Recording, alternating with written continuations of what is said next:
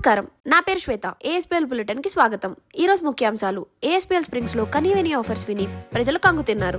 December 31 లోపు booking చేసుకున్న వాళ్ళకి హోమ్ లోన్ ఇంట్రెస్ట్ మీద మంత్లీ అప్ టు 45,000, ఆగస్ట్ 25,000 వరకు రీఎంబర్స్మెంట్ లభిస్తుంది అని తెలిసి ఉప్పెల వాసులు నోరువెలు పెడుతున్నారు. ఇలాంటి ఆఫర్స్ లో వరల్డ్ క్లాస్ అమ్యూనిటీస్, మోడర్న్ డిజైన్లు, ఇంకా సిటీకి హై కనెక్టివిటీ మాకు చాలా కామన్ విషయాలని వాళ్ళు వ్యక్తం చేస్తున్నారు. ఓకే, ఏంటి అవునా? ఇప్పుడే అందున్న తాజా వార్త. కుకట్పల్లిలో ఏఎస్బీఎల్ ల్యాండ్ మార్క్ లో మా వాళ్ళందరూ బుక్ చేసుకుంటున్నారు. ఇప్పుడే అర్జెంట్గా వెళ్ళి బుక్ చేసుకోవాలి. మీకు ఇంకా డీటెయిల్స్ కావాలంటే ఏఎస్బీఎల్ ఇన్స్టాగ్రామ్ పేజ్ డిస్క్రిప్షన్ లో ఉంది, వెళ్ళి ఫాలో చేయండి. ఇంతటితో ముఖ్యాంశాలు సమాప్తం. నమస్కారం. నీ క్యారెక్టర్ బీపే, నువ్వు బీపులకే బీపే. ఆ పద్మగాడు బీపే. అసలు పద్మగాడు నీకెలా నచ్చాడే? రోడ్డు మీద ట్రాక్టర్ తొక్కేసిన తాటికే తొక్కలా ఉంటాడు. నీ బతికే బీపే. నోరు మూసుకుని కూర్చో పద్మ. ఇక్కడ జరుగుతుంది చూస్తుంటే ఏమవుతుందన్న భయంతో చచ్చిపోతున్నాను. నేను మాత్రం కుటుంబ కథా చిత్రం చూస్తున్నానా ఏంటి? నాకు కూడా అట్నే ఉంది. అన్నగారు ఫోన్.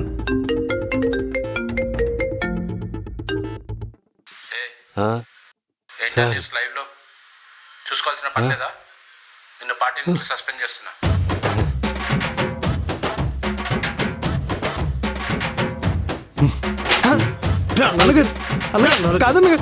కరువైపోయిందిరా నీకు.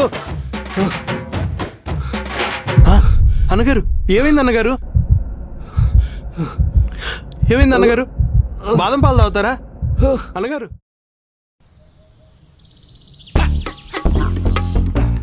అన్న అగ్గి పెట్టుందన్న.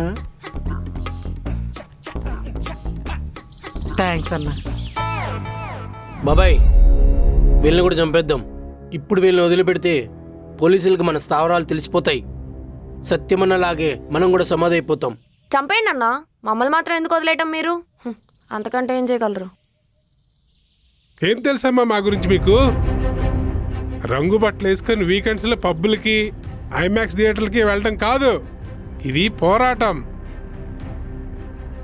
మేము చనిపోతే కాకులు కూడా ముట్టనీరమ్మా మా శవాన్ని.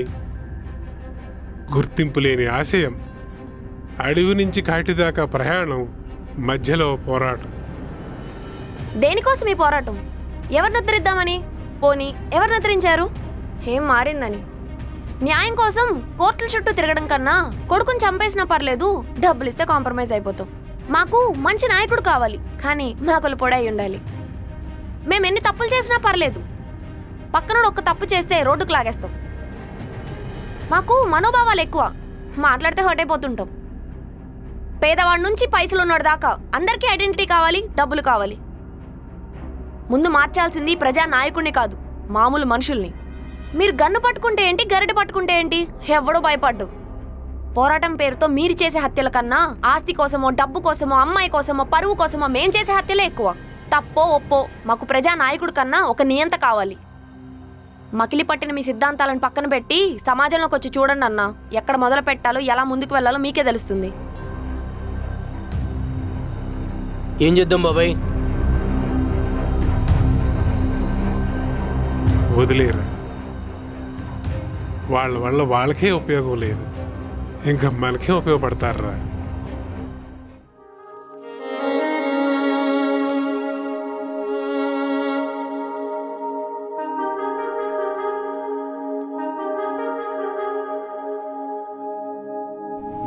మా అమ్మ కూడా అంతే.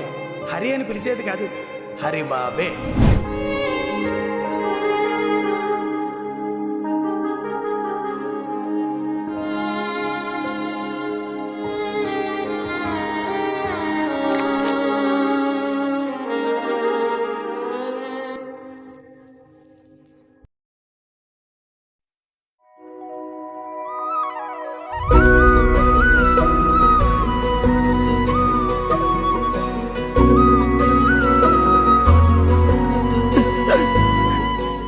నా గురించి న్యూస్లో చెప్పింది విని బాధ అనిపించింది హరిబాబు.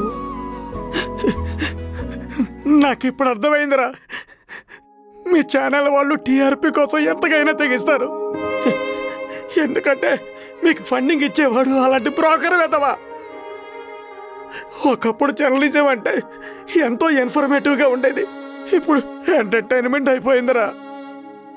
జనాలకి నిజాలు చూపించాల్సిన మీడియానే నిజాలతో వ్యభిచారం చేస్తున్నాయిరా. సరే ఇంకేడవకు హరిబాబు, జనాలకి నిజం ఇప్పటికైనా తెలిసింది కదా. నేను ఇంటికి వచ్చేసాను కదా హరిబాబు, ప్లీజ్ ఏడవకు. అలా కాదమ్మా, నా కూతురు గురించి తప్పుగా మాట్లాడిన ఒక్కొక్కడిని. సరే కామ్ డౌన్ హరిబాబు. బంగారు నా కూతురు, నీ గురించి పిచ్చి పిచ్చి కూతురు కూర్చుని ఒక్కొక్కడిని నరికెయ్యాలి.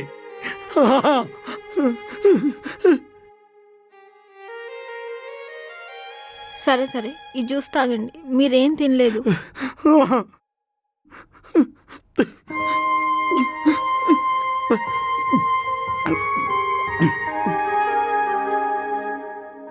చాలా భయం వేసింది న్యూస్ చూసి.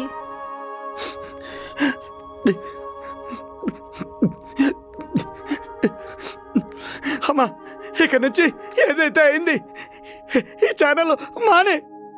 డబ్బుల కోసం పనిచేయొద్దు.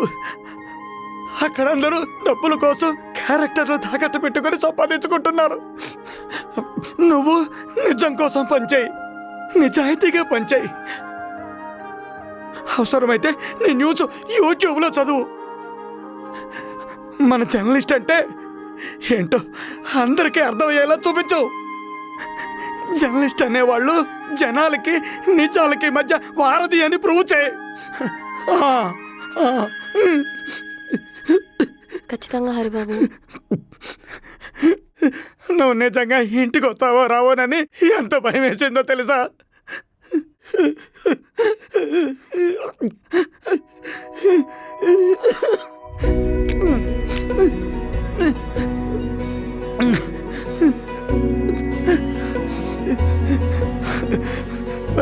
నన్ను విడిచి ఇంకెక్కడికి వెళ్ళకరా.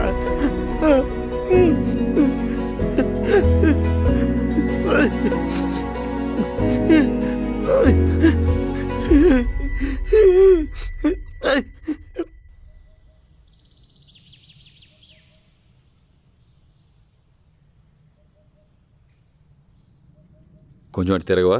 నీ ముఖం చూస్తే అసలు చెప్పలేను నేను.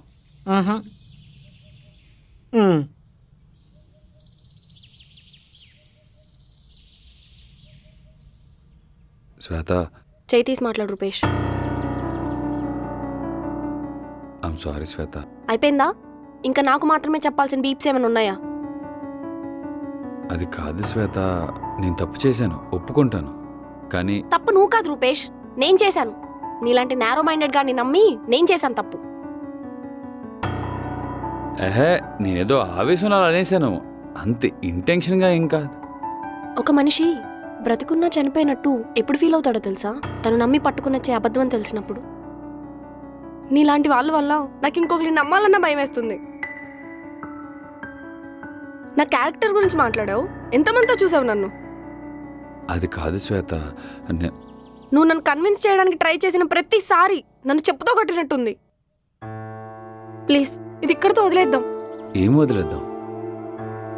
విరిగిపోయింది రూపేష్. నేను అలా అడవుల్లో ఉన్నప్పుడు నాకు కావాల్సింది రాముడు లాంటోడు, నోటికొచ్చింది అలా మాట్లాడే రూపేష్ కాదు. నాకు నీ పరిస్థితి అలా ఉందని తెలియదు కదా శ్వేత. తెలుసుకోవాలి రూపేష్, అదే కదా ప్రేమంటే. ప్లీజ్ నువ్వు ముందుంటే నాకు ఊపిరి కూడా ఆడట్లేదు. నన్ను వదిలే ప్లీజ్. నువ్వు అన్నావు కదా అసలు పద్మనేలా లవ్ చేసావని. నీలాంటోడి కన్నా పద్మలాంటోడు దొరకడం చాలా అదృష్టం. నాతో అడవులైనా ఉంటాడు. నువ్వు ఓకే అంటే నీ గుండెల్లో ఉంటా శ్వేత. పద పద్మ. శ్వేత, శ్వేత, నా మీద కోపంతో నీ జీవితం ఎందుకు నాశనం చేసుకుంటావు? 6 నెలలు చేసుకుంటావే, ఆడికి నీకు చాలా డిఫరెన్స్ ఉంది. శ్వేత, నా మాట విను. బ్రో నీకోటి చెప్తా, గుర్తుపెట్టుకో. నీలాంటి వాడి వల్లే నాలాంటి వాడు లైఫ్ సెటిల్ అవుతుంది. Thank you very much bro. Padma వస్తున్నా. శ్వేత, శ్వేత. ఆ నేరో మైండెడ్ నెక్స్ట్ ఫెలో అలానే మాట్లాడతారు. నువ్వు పా శ్వేత.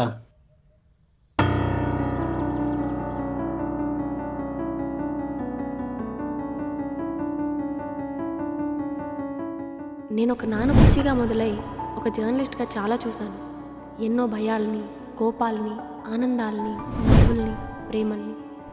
కానీ దేనికి ఎక్కువగా ఆలోచించలేదు, ప్రెషర్ తీసుకోలేదు. కానీ ఈ సంగతంతా నాలో చాలా ప్రెషర్ నింపింది. నీ బతికే బీపే. నేను ప్రేమించిన వాడి మాటల నుండి నా మీద నా వాళ్ళే చేసిన రూమర్స్ గురించి ఫస్ట్ టైం బాధపడుతున్నాను.